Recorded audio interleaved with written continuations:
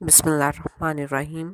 السلام علیکم عزیز طالبات، ہم اپنے آج کے لیکچر کا آغاز مکی زندگی کی اہمیت سے کریں گے۔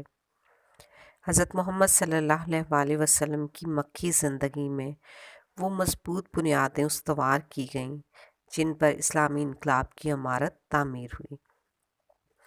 اس لحاظ سے یہ دور بے حد اہمیت کا حامل ہے۔ اس کی اہمیت کے پہلو درج ذیل ہیں۔ حضرت محمد صلی اللہ علیہ وآلہ وسلم کی پاکیزہ سیرت و کردار اعلیٰ سوچ اور بہترین صلاحیتوں کا مظہر ہے، جس کی شہادت ان لوگوں نے بھی دی جو اسلام کے سخت ترین دشمن تھے۔ خود ابو جہل یہ کہتا تھا کہ محمد صلی اللہ علیہ وآلہ وسلم، ہم آپ کو جھوٹا نہیں کہتے، لیکن جو تعلیمات آپ پیش کرتے ہیں وہ ہمارے لیے قابل قبول نہیں۔ سب لوگوں نے ہجر اسود کی تنصیب اور حلف الفضول کے معاہدے کے سلسلے میں آپ کی فہم و فراست اور لیاقت کو تسلیم کیا۔ کفار مکہ آپ کو صادق اور امین کہتے تھے اور قرآن پاک کے اس چیلنج کا جواب نہ دے سکے کہ رسول صلی اللہ علیہ وآلہ وسلم نے نبوت سے پہلے بھی ایک عمر تمہارے درمیان گزاری ہے، تم اس میں کیا خرابی پاتے ہو؟ بعثت کے بعد رسول اللہ صلی اللہ علیہ وآلہ وسلم نے جس عزم و ثبات اور صبر و خلوص کے ساتھ دین اسلام کی اشاعت کے لیے دن رات محنت کی، تاریخ اسلام میں یہ بے مثال اہمیت کی حامل ہے۔ مکی دور کے مسلمان سابقون الاولون، یعنی سب سے پہلے اسلام قبول کرنے والے کہلائے، جن کو اللہ تعالیٰ نے حق شناسی کی غیر معمولی صلاحیت سے نوازا تھا۔ وہ معاشرے کے ذہین ترین افراد تھے جو ظلمت کے اس دور میں تلاش نور کا ذوق بھی رکھتے تھے اور صلاحیت بھی۔ وہ نیک فطرت لوگ تھے اور بے باک اور بہادر بھی۔ در حقیقت اس دور میں وہ عظیم انسان بارگاہ رسالت سے فیض یاب ہوئے جنہوں نے دنیا کی امامت کرنی تھی۔ ان میں صدیق اکبر رضی اللہ عنہ بھی تھے، جنہوں نے مشکل ترین گھڑیوں میں اسلام کی کشتی کو بے حد مضبوطی سے سنبھالے رکھا۔ فاروق اعظم رضی اللہ عنہ بھی تھے، جنہوں نے قیامت تک کے انسانوں کو حق و باطل کے درمیان فرق کر کے دکھایا، اور دنیا نے یہ اعتراف کیا کہ اگر ایک عمر اور ہوتے تو دنیا میں اسلام کے علاوہ کسی اور مذہب کا وجود نہ رہتا۔ ان میں عثمان غنی رضی اللہ عنہ بھی تھے، جن کی سخاوت اور شرم و حیا بے مثال تھی، اور جنہوں نے پرچم اسلام کو مغرب میں افریقہ کے آخری ساحل تک، مشرق میں ہندوستان کی حدود تک اور شمال مشرق میں چین کی سرحدوں تک لہرا دیا تھا۔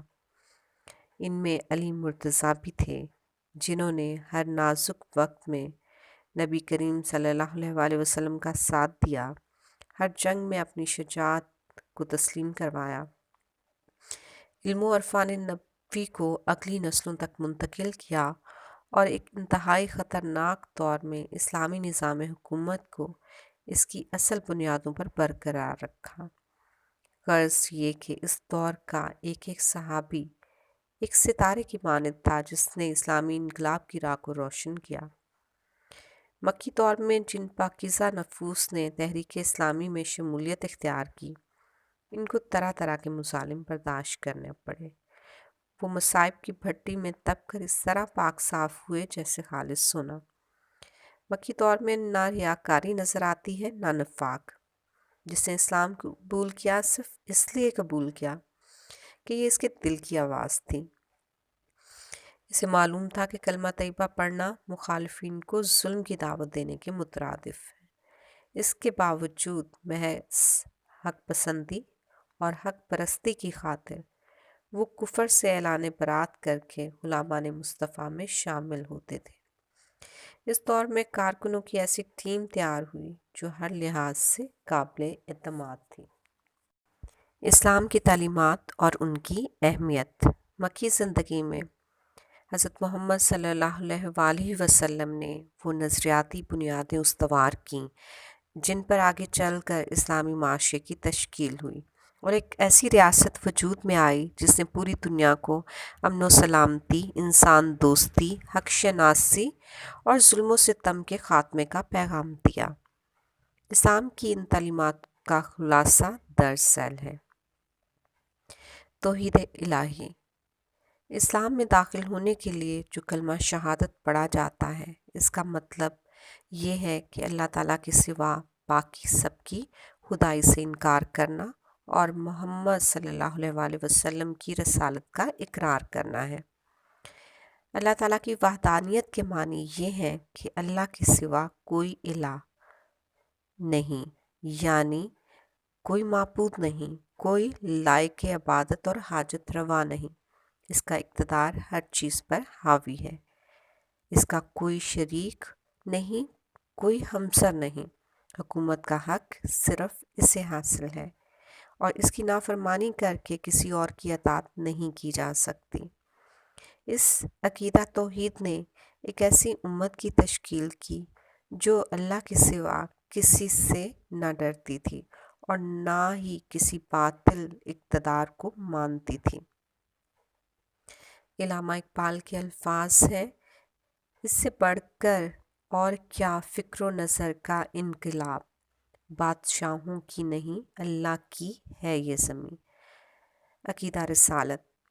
کلمہ شہادت کا دوسرا حصہ حضرت محمد صلی اللہ علیہ وآلہ وسلم کو اللہ تعالیٰ کا بھیجا ہوا پیغمبر ماننا ہے، جس کے معنی صرف یہ نہیں کہ وہ آیات الہی سناتے تھے، بلکہ یہ بھی تھے کہ ان کی زندگی مسلمانوں کے لیے مشعل راہ اور نمونہ حیات ہے۔ ان کی اطاعت ہی اللہ کے ساتھ تعلق جوڑنے کا واحد ذریعہ ہے۔ ان کی اطاعت دراصل اللہ کی اطاعت ہے اور ان کی محبت کے بغیر دین مکمل نہیں ہوگا۔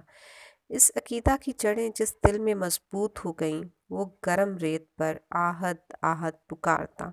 اس طرح رسول اللہ صلی اللہ علیہ وآلہ وسلم کے ایسے فدائی تیار ہو گئے کہ جو آپ صلی اللہ علیہ وآلہ وسلم کے سامنے کھڑے ہو کر سینے پر تیر کھاتے اور پھر پشت سامنے کر دیتے تاکہ وہ دیر تک آپ صلی اللہ علیہ وآلہ وسلم کے لیے ڈھال کا کام دے سکیں۔ عقیدہ آخرت اور اس کا اثر۔ اسلامی تعلیمات میں سے تیسرا اور اہم عقیدہ یہ ہے کہ یہ دنیا کی زندگی محض دھوکہ اور عارضی ہے اور اس کے بعد آنے والی زندگی ہمیشہ رہنے والی اور ابدی ہے۔ اس دنیا کی حیثیت آخرت کے لیے کھیتی کی سی ہے، یعنی جو بویا جائے گا دنیا میں اسی کو آخرت میں کاٹنا ہوگا، یعنی دنیا میں کیے گئے اعمال کا ہمیں آخرت میں جواب دینا ہوگا۔ اس لیے اس دنیاوی زندگی میں انسان کو اپنی آخرت بہتر بنانے کی فکر کرنی چاہیے۔ عقیدہ آخرت نے ایک ایسی ملت کو جنم دیا جو دشمن کو جرأت سے کہہ سکتی تھی کہ مسلمان ہو جاؤ تو تم ہمارے بھائی ہو، اطاعت قبول کرو تو ہم تمہاری حفاظت کریں گے، ورنہ تمہیں ایک ایسی قوم سے لڑنا ہوگا جو موت سے اتنی ہی محبت کرتی ہے جتنی تم زندگی سے کرتے ہو۔ فرشتوں اور آسمانی کتابوں پر ایمان۔ مسلمانوں کو یہ تعلیم دی گئی تھی کہ کائنات کا نظام اللہ کے حکم سے فرشتے چلا رہے ہیں اور انسان کی ہدایت کے لیے اللہ تعالیٰ نے مختلف اوقات میں فرشتوں کے ذریعے، فرشتوں میں سے حضرت جبرائیل علیہ السلام کے ذریعے انسانوں میں سے چند برگزیدہ ہستیوں کو اپنا رسول بنایا، اور وہ تمام رسول برحق ہیں اور تمام آسمانی کتابیں بھی۔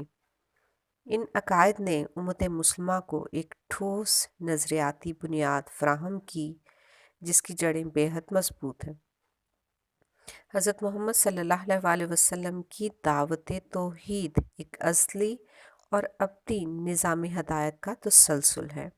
اس کے برعکس شرک ایک بے بنیاد اور ختم ہو جانے والا نظریہ ہے جس کے بظاہر غلبہ کی حیثیت وہی ہے جو بارش کے پانی پر جھاگ کی۔ اس حقیقت کے ادراک نے امت مسلمہ کو آزادی سے بلندیوں پر پرواز کے قابل بنا دیا۔ تقدیر پر ایمان۔ مسلمانوں کے ایمان کا حصہ ہے کہ زندگی کے تمام اچھے اور برے واقعات اللہ ہی کی جانب سے ہیں۔ موت اور حیات کا مالک وہ ہے، رزق اور اولاد وہی دیتا ہے، ہدایت اور گمراہی بھی اس کی توفیق کے بغیر ممکن نہیں۔ دنیا کی تکالیف یا تو آزمائش ہے یا ہمارے ہی غلط کاموں کی وجہ سے ملنے والی سزا۔ اس عقیدے نے مسلمانوں کو اللہ تعالیٰ کے سوا ہر شخص اور ہر چیز سے بے خوف کر دیا اور راہ حق میں جد و جہد کے لیے ہر طرح کی قربانی دینے کے قابل بنا دیا۔ ایک عمدہ نظام معاشرت۔ مکی زندگی کے آخری دور میں نازل ہونے والی صورتوں، سورۃ انعام اور سورۃ بنی اسرائیل میں وہ تمام اخلاقی اقدار واضح کر دی گئیں جو اسلامی معاشرہ کی بنیاد بننے والی تھیں۔ سورۃ بنی اسرائیل میں جو ہدایات دی گئی ہیں ان کا خلاصہ درج ذیل ہے۔ خدائے واحد کے سوا کسی کو معبود نہ مانا جائے، یعنی اللہ تعالیٰ کا کسی کو شریک نہ کیا جائے۔ انسانوں میں سے سب سے زیادہ حق والدین کا ہے، ان کے ساتھ حسن سلوک کیا جائے، ان کا احترام کیا جائے، بڑھاپے میں ان کی خدمت کی جائے اور ان کے لیے دعائے خیر کی جائے، رشتہ داروں کو، مسافروں اور مسکینوں کے حقوق کو ادا کیا جائے، فضول خرچی اور بخل دونوں سے بچا جائے، غربت کے خوف سے اولاد یعنی بیٹیوں کو قتل کرنے سے منع کیا گیا اور ایسا کوئی کام بھی کرنے سے سختی سے منع کیا گیا جس سے زنا کی طرف رغبت یا زنا کے مواقع پیدا ہوں۔ جان بوجھ کر کسی انسان کو قتل کرنے سے سختی سے منع کیا گیا۔ یتیم کے مال کی حفاظت اور اس کے مفاد کے تحفظ کو بھی اسلامی تمدن کا ایک اصول قرار دیا گیا۔ عہد کی پابندی اور ناپ تول کو پورا رکھنے کا حکم دے کر معاشی لین دین میں ہیرا پھیری کا ہر راستہ روک دیا گیا۔ دوسروں کے بارے میں بدگمانی اور ٹو لگانے سے منع فرمایا گیا اور زمین پر تکبر سے چلنے کو سخت ناپسندیدہ قرار دیا گیا۔ ہر سمجھدار آدمی اس بات کا اندازہ لگا سکتا ہے کہ ان اصولوں پر جو معاشرہ تعمیر ہوگا وہ کیسا عادلانہ ہوگا اور انسان کے شر سے محفوظ رہے گا بلکہ اس سے معاشرتی تحفظ حاصل ہوگا۔